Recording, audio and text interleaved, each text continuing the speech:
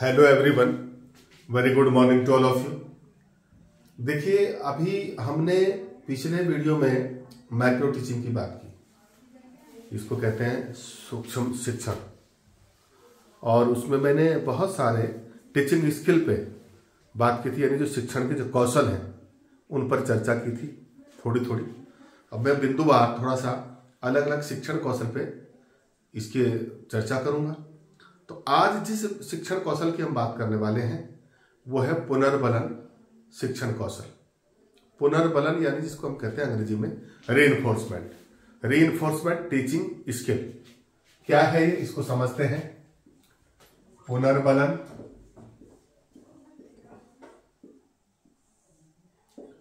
शिक्षण कौशल,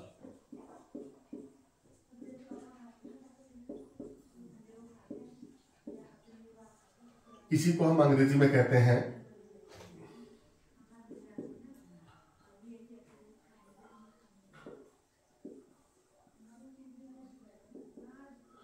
reinforcement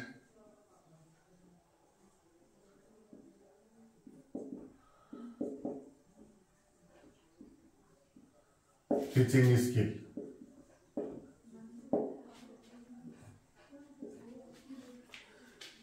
reinforcement यानी जिसको हम पुनर्बलन कहते हैं। पुनर्बलन यानी पुनर्बलन है क्या, इस पर थोड़ी सी हम चर्चा करेंगे। पुनर्बलन एक ऐसी क्रिया है जिसके द्वारा शिक्षक अपने शिक्षण को प्रभावशाली बनाता है और आसान बनाता है। पुनर्बलन का मतलब जैसा उसके नाम से भी पुनर्बलन, पुनः बल देना, यानी ऐसी क्रियाओं को जो बालक बार बार करना चाहता है, ऐसी क्रियाएं शिक्षक के द्वारा की जाना। मैं इसको थोड़ा सा और बारीक से आपको बता दूं कि रीइंफोर्समेंट जो है, इसका जो सही कॉन्सेप्ट आया था, इसका विकास हुआ था, बीएफ स्किनर ने इसका विकास किया था। उन्होंने अपनी एक अधिगम थ्योरी इस पर दी थी। उन्होंने कबूतर पर एक प्रयोग किया।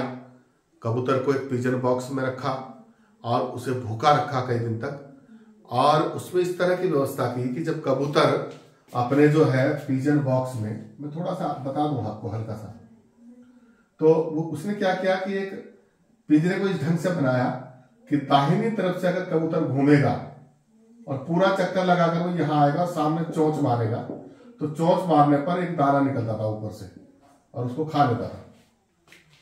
तो ये जो दाना था उसकी जो अनुक्रिया हुई, यानी वो जो क्रिया करता था, यहां से यहां तक एक राउंड मारता था, तो उसको पुरस्कार के तौर पर, इसको पुनर्बलन कहते हैं। पुनर्बलन एक प्रकार का पुरस्कार ही होता है। तो ये जो है यहां पर आकर एक दाना इसको मिलता था, तो उससे क्या होता था, उसको लगता था कि ऐसा घूमने पर मुझे दाना मिलेगा, तो दोबारा वो फिर घूमता था और दाना खा लेता था, दोबारा घूमता था और दाना खा लेता था। इस प्रकार उसने कबूतर की आदत में या स्वभाव में, उसके व्यवहार में परिवर्तन लाया, और इस व्यवहार परिवर्तन लाने के लिए उसने पुनर्बलन का प्रयोग किया। पुनर्बलन के रूप में जो उसे दाना मिलता था, अनाज का दाना, वही पुनर्बलन था, ताकि वो दोबारा उस क्रिया को करने के लिए प्रोत्साहित हो, उत्साहित हो, प्रेरित हो। तो ये किसी भी क्रिया को, यानी बालक के द्वारा बालक को वांछित व्यवहार के लिए प्रेरित करना, यानी ऐसा व्यवहार जो बालक में नहीं है, उस व्यवहार को करवाने के लिए या अपेक्षित व्यवहार को लाने के लिए जो पुरस्कार या इनाम या शाबाशी बालक को दी जाती है, उसी को हम पुनर्बलन कहते हैं, सीधी सी भाषा। एक तो सिंपल बात ये भी, और यानी व्यक्ति के व्यवहार में या बालक के व्यवहार में वांछित परिवर्तन लाने के लिए जो साधन का प्रयोग करता है, वो साधन है पुनर्बलन। ये भी हम इसको कह सकते हैं। यानी कि इसी सिद्धांत का प्रयोग फिर बाद में शिक्षण के क्षेत्र में होने लगा, और व्यक्ति या छात्र के व्यवहार में वांछित व्यवहार परिवर्तन का एक साधन है। यानी पुनर्बलन क्या है? छात्र के व्यवहार में वांछित व्यवहार परिवर्तन करने का या लाने का एक साधन करने का। अब ये यहाँ पर थोड़ा सा और समझना जरूरी है, इसे अच्छी तरह से, इसको रीइंफोर्समेंट हम कैसे कहते हैं। माने आप क्लास में कैसे बालकों में परिवर्तन करेंगे। आपने किसी बच्चे से कहा कि आप कल कोई पोएम याद करके लाइए, सभी बच्चों से आपने कहा, सभी बच्चों से आपने कहा पोएम याद करके लाइए या कोई लेसन याद करके लाइए। दूसरे दिन टीचर जो है क्लास में जाता है, सभी बच्चों से बारी बारी से पूछता है। तो यहाँ पर जो शिक्षक है, जो टीचर है, वो उसे सीखने के लिए कैसे प्रेरित करेगा। एक बालक से, पहले बालक से कहता है कि आप सुनाइए, उसने सुनाया तो आप तुरंत कहते हैं वेरी गुड, बहुत अच्छे, शाबाश। ये जो आप उसे शाबाशी या उसकी प्रशंसा कर रहे हैं या उसकी तारीफ कर रहे हैं, ये बार बार बालक को पुनः उस क्रिया को दोहराने के लिए प्रेरित करता है। उस बालक के मन में आता है यार अच्छा हुआ, मैंने याद किया, मुझे शाबाशी मिली, उसकी प्रशंसा हुई क्लास में, तो अन्य बालकों को भी इससे प्रेरणा मिलती है, उनमें एक प्रतियोगी भाव उत्पन्न होता है। तो ये इससे क्या होता है कि जो बालक की जो व्यवहार है उसमें अपेक्षित परिवर्तन, आप उसे याद करवाना चाहते हैं, उसे सिखाना चाहते हैं, उसे सीखने में मदद मिलती है, अधिगम में सहायता मिलती है। और ऐसा प्रेरित, इस प्रकार से उसको प्रेरित करना कि दोबारा उस क्रिया को अपनाए, उस व्यवहार को अपनाए, यही पुनर्बलन है। सीधी सादी भाषा में ये पुनर्बलन यानी छात्र को किसी अनुक्रिया को या किसी क्रिया को बार बार प्रेरित करना, यही पुनर्बलन है जिसके द्वारा वो प्रोत्साहित होता है साधारण भाषा में। एक तो ये हुई बात। अब ये पुनर्बलन कई प्रकार का होता है, इस पर भी थोड़ी सी हम चर्चा कर लेते हैं। ये मुख्य रूप से इसके अगर प्रकारों की बात करें तो पुनर्बलन के प्रकार,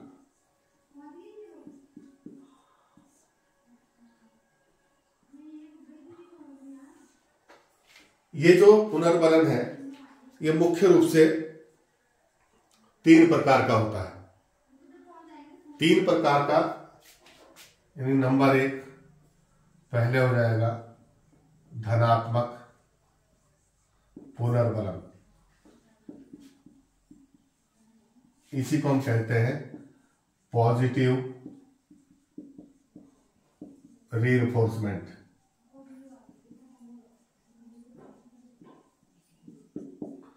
पॉजिटिव रीइंफोर्समेंट,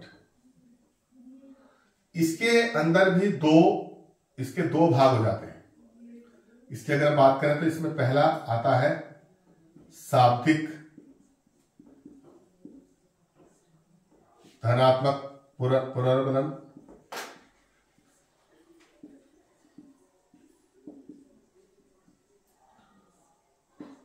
ये शाब्दिक धनात्मक पुनर्बलन। और शाब्दिक धनात्मक पुनर्बलन की बात है तो ये जो पुनर्बलन है, जब हमने बताया कि किसी बच्चे ने क्लास में बहुत अच्छा काम किया है तो आप उसे शब्दों के द्वारा शाबाशी देते हैं, शाबाश, बहुत अच्छा, वेरी गुड, मतलब जो है एक्सीलेंट, आप कुछ ना कुछ उसे शब्दों के द्वारा प्रोत्साहित करते हैं तो वो बड़ा खुश हो जाता है छात्र। और अन्य छात्र जब इस घटना को देखते हैं तो उनका भी मन उस कार्य को करने के लिए प्रेरित होता है।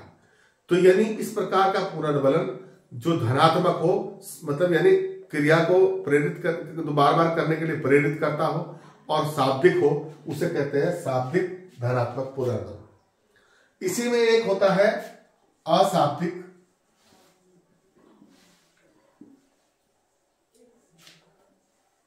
धनात्मक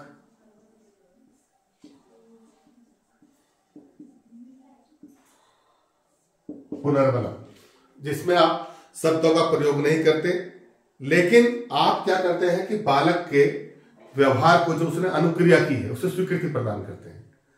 चाहे तो आप हाथ का इशारा ऐसे करते हैं, वेरी गुड, आपने आवाज नहीं की, शब्दों का इस्तेमाल नहीं किया, या फिर आपने अपनी मुस्कुराहट से उसको कहा वेरी गुड, ठीक है, सिर हिलाकर आपने कहा ठीक है। किसी ना किसी शारीरिक क्रिया के द्वारा आपने उसे ये जता दिया बिना शब्द कहे कि आपने जो उत्तर दिया है वो ठीक है। तो इससे भी उसका मनोबल बढ़ता है और वो उस क्रिया को बार बार करने के लिए प्रेरित होता है। तो ये हुआ धनात्मक अशाब्दिक पुनर्बलन। दूसरा एक होता है ऋणात्मक,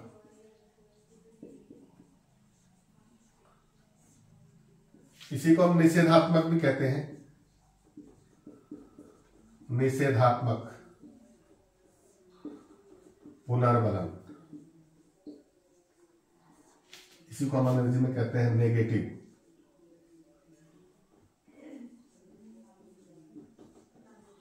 रीइंफोर्समेंट।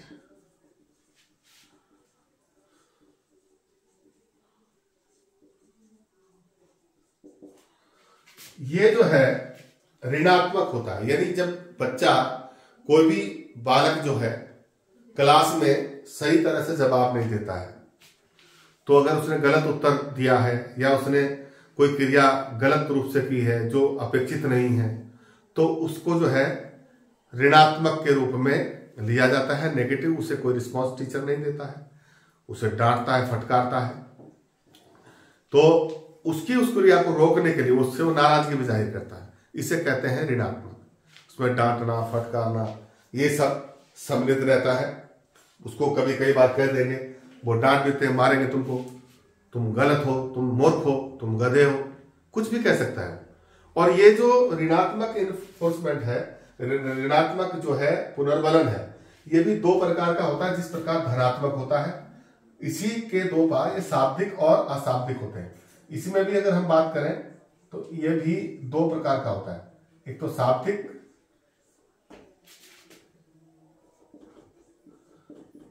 ऋणात्मक पुनर्बलन, ये हो गया। इसमें क्या है कि यदि किसी बच्चे ने कोई गलत जवाब दिया या वो सही अनुक्रिया नहीं कर रहा है, तो उसको शब्दों के द्वारा हम डांटेंगे, गधा, मूर्ख, पागल, तुम गधे हो, तुम्हें समझ नहीं आ रहा है, कुछ भी शब्दों के द्वारा उसको जो है, ताकि वो हतोत्साहित हो वैसा जवाब देने के लिए, और उसे ये महसूस हो कि मैंने गलत जवाब दिया है, तो वो सही करने की कोशिश करे। इसके कारण भी उसका व्यवहार में परिवर्तन होता है। उसे जब ये महसूस होता है कि मैंने गलत जवाब दिया है, तो साथ वाले बच्चों के साथ बैठकर शर्म महसूस करता है, और फिर उसे लगता है कि गलत जवाब देना ठीक नहीं है, मुझे इसे करेक्ट करना होगा। तो इसके द्वारा भी उसमें व्यवहार परिवर्तन लाएगा। दूसरा, इसमें एक होता है अशाब्दिक। अशाब्दिक ठीक उसी तरह जैसे धनात्मक में होता है, अशाब्दिक, ऋणात्मक। ये कैसे होता है? इसमें किसी बच्चे ने गलत दिया जवाब, या बच्चे ने, आपने गृह कार्य दिया बालक को और बालक ने होमवर्क नहीं लाया कर करके, तो आप उसे कुछ नहीं कह रहे हैं। ऋणात्मक जो पुनर्बलन आप उसे दे रहे हैं, वो आंखें लाल करके उसे आंखें दिखा रहे हैं, आप बड़ी बड़ी आंखें निकाल करके उसकी तरफ, या गुस्से में जो है आप मेज पटक रहे हैं, उसकी कॉपी को जो है आप बिना शब्द के, कॉपी चेक किया उसको उठा के फेंक दिया आपने, यानी आप क्रोध प्रकट कर रहे हैं लेकिन बिना शब्दों के प्रकट कर रहे हैं। उसे शारीरिक हाव भाव आप ऐसा बना रहे हैं कि मैं आपसे बहुत नाराज हूं, आपने सही क्रिया नहीं की। तो ये अशाब्दिक ऋणात्मक पुनर्बलन है, और इस व्यवहार के द्वारा भी बालक के व्यवहार में परिवर्तन लाया जाता है। यहाँ पे दो बात आ रही है, धनात्मक पुनर्बलन और ऋणात्मक पुनर्बलन। यानी जब हम किसी बालक की प्रशंसा करते हैं शब्दों के द्वारा या बिना शब्दों के, तो उसे उस क्रिया को करने के लिए बार बार प्रेरित वो होता है, उसे हम धनात्मक कहते हैं। और जब उसके उस व्यवहार को, ये जो उसने गलत किया है, उस पर हम शब्दों या बिना शब्दों के नाराजगी जाहिर करते हैं, तो वो ऋणात्मक पुनर्बलन है। दोनों में व्यवहार परिवर्तन होता है, व्यवहार दोनों में परिवर्तन होता है। इसे ऐसे भी समझिए कि जैसे आप घर में बालक को जो है, आपका बच्चा है, वो आपसे जिद करता है, आप कहते हैं आप जो है कॉलेज में जाइए, स्कूल जाना है आपको। छोटे बच्चों को जब आप स्कूल भेजते हैं तो आपने देखा होगा, आप उसे यह रीइंफोर्समेंट देते हैं। पहले दिन जब बच्चा स्कूल जाएगा तो रोएगा, तो आप एक बिस्किट या चॉकलेट का पैकेट साथ में लेके जाते हैं और वहां बैठते हैं उसके पास, और उसको जो है चॉकलेट देते हैं। और उस दिन जब वो शाम को पहली बार घर आता है, पहले दिन जब स्कूल से घर आता है, तो आकर के आप उसको बड़ा प्यार करते हैं, खूब शाबाशी देते, कहते हैं आप अपने स्कूल गए, बहुत अच्छा किया आपने, लो आज आपके लिए चॉकलेट, एक और चॉकलेट, फिर एक और चॉकलेट, तो ताकि दूसरे दिन वो जो है स्कूल जाने के लिए प्रेरित हो। तो ये हुआ धनात्मक। और यदि वो स्कूल नहीं जा रहा, दूसरा ऋणात्मक भी, ये भी समझ लीजिए, वो गया पूरे दिन भर स्कूल में रोता रहा, शाम को आप उसे ले आए, बड़ी नाराजगी हुई, आपने शाम को उससे बात की, हम आपसे कट्टी करते हैं, हम आपसे बात नहीं करते। बच्चे को महसूस होता है यार माँ बाप बात नहीं कर रहे, क्यों नहीं कर रहे हैं? क्योंकि मैं स्कूल नहीं गया। तो इसके उस नाराजगी से भी बच्चे के मन में भाव पैदा होता है कि अगर मैं स्कूल नहीं जाऊंगा तो मम्मी पापा नाराज हो जाएंगे।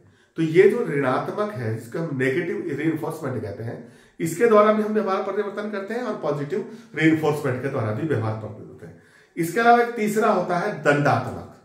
तीसरा जो है वो दंडात्मक होता है, दंडात्मक पुनर्बलन।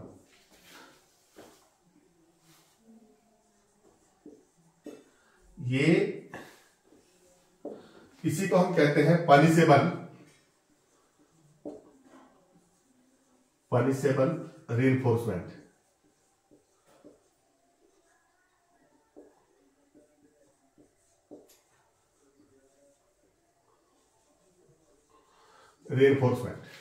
पनिशेबल जिसमें दंड दिया जाता है, यानी कि छात्र ने कोई गलती कर दी, आपने उसको मुर्गा बना दिया। इसमें शारीरिक और मानसिक दोनों प्रकार के दंड दिए जा सकते हैं। आपने उसको मुर्गा बना दिया, आपने उसको दंड के स्वरूप जो है डंडी मारी, छड़ी मारी जाती है, आपने उससे उठक बैठक लगवा दी, या आपने उसको बहुत भला बुरा क्लास में कह दिया जिससे सब मानसिक पीड़ा हुई, उसकी बेइज्जती हुई क्लास में, तो ये दंडात्मक है। और जब ये महसूस होता है बच्चे को कि मुझे आज जरा सी गलती के कारण डांट खानी पड़ी और मुझे कल से ये सब नहीं करना है, तो इससे भी व्यवहार परिवर्तन किया जाता है। तो कुल मिलाकर के ये जो मैं बात कर रहा हूं पुनर्बलन शिक्षण कौशल, ये शिक्षा के क्षेत्र में यदि अधिगम करने वाले व्यक्ति के लिए या अधिगमकर्ता के लिए, जिसे हम लर्नर कहते हैं, सीखने वाले छात्र के लिए बहुत महत्वपूर्ण है उसके व्यवहार में परिवर्तन करने के लिए। यदि एक अच्छा समझदार टीचर है, एक अध्यापक है, उसे इस पुनर्बलन शिक्षण कौशल में एक्सपर्ट होना चाहिए। इसके साथ गारंटी क्या है, अब मैं थोड़ी सी इस पर और बातें कर दूं कि यदि आप बालक के व्यवहार में परिवर्तन करना चाहते हैं और इस पुनर्बलन का प्रयोग करना चाहते हैं, ये चाहे धनात्मक पुनर्बलन हो, चाहे ये ऋणात्मक पुनर्बलन हो, चाहे दंडात्मक पुनर्बलन हो, इसके साथ 2-3 बातें बहुत जरूरी हैं। जब इसका आप प्रयोग करें, माना आपने बालक से कोई प्रश्न पूछा और उसने उसका उत्तर सही दिया, तो आप उसे धनात्मक पुनर्बलन देंगे। लेकिन इसमें एक शर्त है कि जिस समय अनुक्रिया करता है छात्र या व्यक्ति के द्वारा, जब अनुक्रिया की जाती है, क्रिया की जाती है, उसके तुरंत बाद पुनर्बलन दिया जाना चाहिए। माने जैसे ही बच्चे का रिजल्ट आया, वो पास हुआ, आप तुरंत उसको शाबाशी दें। ऐसा नहीं कि उसका रिजल्ट 2 महीने पहले आया, फिर 3 महीने बाद आप कहें अरे बेटा शाबाश, आप बहुत अच्छे, आप तो पास हो गए। उसके लिए उसका कोई महत्व नहीं है, क्योंकि जिस समय उसने वो रिजल्ट पास किया या जिस समय उसने जवाब दिया, जब उसने वो अनुक्रिया की, अनुक्रिया मतलब जो उसने काम किया है, यदि वो सही दिशा में है तो उसे तुरंत धनात्मक पुनर्बलन दिया जाना चाहिए। और पुनर्बलन की सबसे पहली शर्त है तुरंत बाद, अनुक्रिया के तुरंत बाद। यदि उसने कोई गलती की है और उसे दंड देना है तो तुरंत क्रिया के तुरंत बाद, ताकि उसे ये पता लगे दंड मिला किस लिए, ये किसके कारण मिला है। यदि आप आधा घंटे बाद उसके कहेंगे अरे ठीक है तुमने जवाब नहीं दिया था क्लास में, फिर आप उसको डंडी मारेंगे, तो उसको लगेगा ये पता नहीं कौन सी खुंदक निकाला है, कौन सी जगह का गुस्सा निकाल रहा है। तो ये एक सबसे पहली शर्त है पुनर्बलन के साथ कि जब भी बालक द्वारा उसके व्यवहार में आप परिवर्तन करना चाहते हैं तो उसके द्वारा जो अनुक्रिया की जाए, तो अनुक्रिया के अनुसार यदि उसको धनात्मक पुनर्बलन देना है तो तुरंत क्रिया के बाद, उसे ऋणात्मक पुनर्बलन देना है तो तुरंत क्रिया के बाद, दंडात्मक पुनर्बलन देना है तो तुरंत क्रिया के बाद। जब वो गलती करे तुरंत दंड दीजिए, जब वो अच्छा काम करे तुरंत शाबाशी दीजिए। तो ये क्रिया के तुरंत बाद होना चाहिए। यदि आप इसे बाद में देते हैं तो इससे बालक के जीवन पर कोई फर्क पड़ने वाला नहीं है और उसके व्यवहार में जो अपेक्षित या अवांछित परिवर्तन आप लाना चाहते हैं वो नहीं होगा। सबसे पहली कंडीशन इसकी ये है। और यही बात जैसे मैं अभी बता रहा, B.F. स्किनर ने जो पिजन के व्यवहार में परिवर्तन किया, तो वो क्या करता था कि जैसे ही कबूतर घूमता था तो वो तुरंत वहां पे चोंच मारता था, तो जैसे ही वो चोंच मारता था तुरंत दाना निकलता था, और आगे पीछे वो चोंच मारता था तो दाना नहीं निकलता था, क्योंकि वो पूरा उसे दाहिने से घूम करके जाना होता था। इस तरह की बॉक्स में व्यवस्था की हुई थी। तो पुनर्बलन के कारण उसने एक जानवर को भी सही व्यवहार करना सिखाया B.F. स्किनर ने, और वहीं से एक कॉन्सेप्ट आया। आपने देखा होगा पढ़ाई में किसी भी क्षेत्र में, और ये आज से नहीं, जब हमारी वैदिक संस्कृति थी, वैदिक कालीन शिक्षा प्रणाली थी, ये दंड का प्रावधान तभी था, तब भी था, आज भी है। तो ये मनोवैज्ञानिकों ने इस पर रिसर्च किया, तो नए ढंग से इसका प्रयोग किया, और अधिगम के क्षेत्र में, यानी अधिगम जहां सीखने वाले व्यक्ति हैं, जहां सीखने वाले छात्र रहते हैं, वहां पर सिखाने वालों के लिए ये पुनर्बलन एक स्किल है, एक कौशल है, एक साधन है बालक के व्यवहार में अपेक्षित परिवर्तन लाने का। तो ये एक पुनर्बलन जो है बहुत महत्वपूर्ण स्किल है, जिसका प्रयोग यदि अध्यापक सही तरीके से करेगा तो छात्रों को सीखने में बहुत आसानी होगी, उनके व्यवहार परिवर्तन में बहुत मदद मिलेगी। तो ये तो हुई बात इसके प्रकारों की, पुनर्बलन की। थोड़ा सा ये कि अभी जरूरी क्यों है, थोड़ा सा 2-3 बातें मैं इस पर करना चाहूंगा, तो और आपको समझिए, आप स्क्रीनशॉट लेना चाहे तो ले लें, नहीं तो मैं इसको फिर मिटाता हूँ, आगे बढ़ता हूँ। तो ये मैं इसको मिटा देता हूं। अब अगर इसकी हम आवश्यकता की बात करें, मैंने जो चर्चा की पुनर्बलन पे, ये जो रीइंफोर्समेंट है, इसकी क्या जरूरत है, तो और खास करके शिक्षा के क्षेत्र में, तो मैं इस पे 2-3 विशेषताएं इसकी जो बताऊं आपको, इसकी आवश्यकता बहुत महत्वपूर्ण बात है कि एक तो कक्षा, ये जो कक्षा का जो शिक्षण होता है क्लास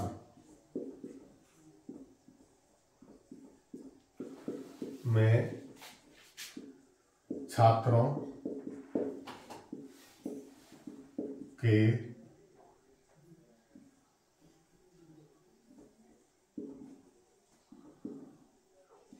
अभिगम को सुधारने के लिए, इसकी आवश्यकता क्या है, कक्षा शिक्षण में छात्रों के अधिगम को सुधारने के लिए, या इसमें ये भी कह सकते हैं आप जो छात्र हैं उनकी सहभागिता बढ़ाने के लिए या छात्रों की सहभागिता बढ़ाने के लिए इसका उपयोग किया जाता है। यानी कक्षा में जब क्लास के अंदर एक टीचर पढ़ा रहा होता है तो लगभग 40-50 बच्चे, 60 बच्चे लगभग अमूमन रहते हैं, आकार जो कक्षा का है वो इतना रहता है 40 से 60 तक का, तो कई बार सभी प्रेजेंट नहीं होते, लेकिन अमूमन 40-50 बच्चे रहते हैं। अब इन बच्चों का ध्यान अपनी ओर आकृष्ट करने के लिए उनकी सहभागिता आपके शिक्षण में कैसे बढ़ेगी, तो वहां पर यह रीइंफोर्समेंट बहुत काम करता है।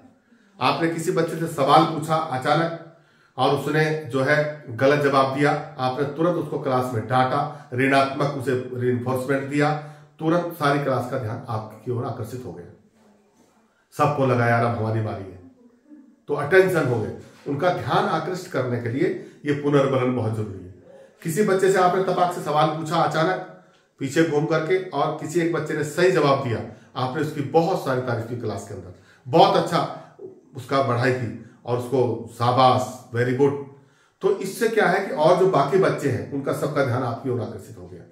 तो कक्षा शिक्षण को प्रभावी बनाने के लिए और जो वहां सीखने वाले लर्नर बैठे हैं, अधिगम करता बैठे हैं, उनके व्यवहार को सुधारने के लिए ये रीइंफोर्समेंट बहुत जरूरी है और कक्षा शिक्षण में इसका बहुत बड़ा महत्व। एक तो ये बात, दूसरा ये अधिगम में सुविधा प्रदान करने के लिए